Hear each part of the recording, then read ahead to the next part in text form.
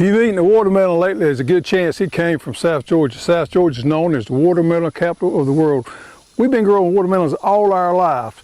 Now the ones I grow in my garden is a crimson sweet, and I'm going to show you today how we know when a watermelon is ripe to pick out of your garden.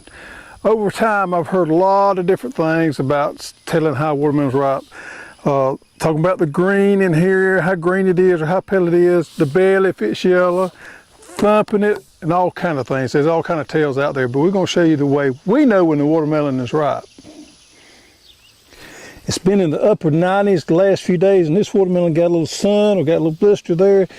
This watermelon would be culled in a commercial market situation here. There's nothing wrong with it to eat. When we see a little sun on there, that's a good indication that watermelon is ripe, but this is the surefire way to find out. There's what we call a curlicue that's attached to where the stem meets the vine right there. And you can see that curlicue right there has to be dried up all the way back to the main stem there. If it's dried up all the way back to the main stem, we clip it and we know we got a good ripe watermelon. All right, here's an example of one that's getting there, but it's not quite ripe.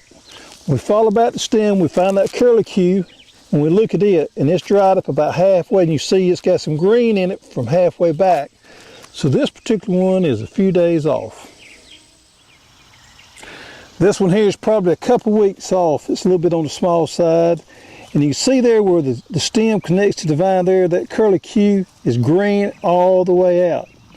And it'll start drying from this end and work its way in. This particular one is probably a couple of weeks out. These are the two that the curlicue was dried all the way back up, so we're pretty sure they're ripe.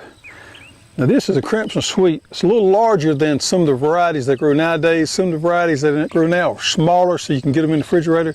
These older varieties tend to be about 20-25 pounds. They do have, it's a seeded variety. The flesh in it is a little bit sweeter to me and a little bit firmer than the newer varieties, but there again you got the seeds to deal with. So we're going to cut this one right here, show you what it looks like.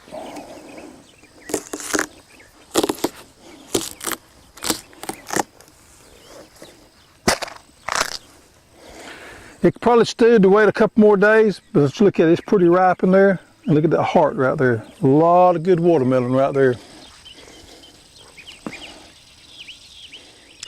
When they start getting ready, we'll pick them, put them underneath the big shade tree where they'll stay cool, the sun stays off from them. Go out there and we'll eat. I'll eat 1 or 2 a day. I love watermelons. And a watermelon a day will keep the kidney stones away.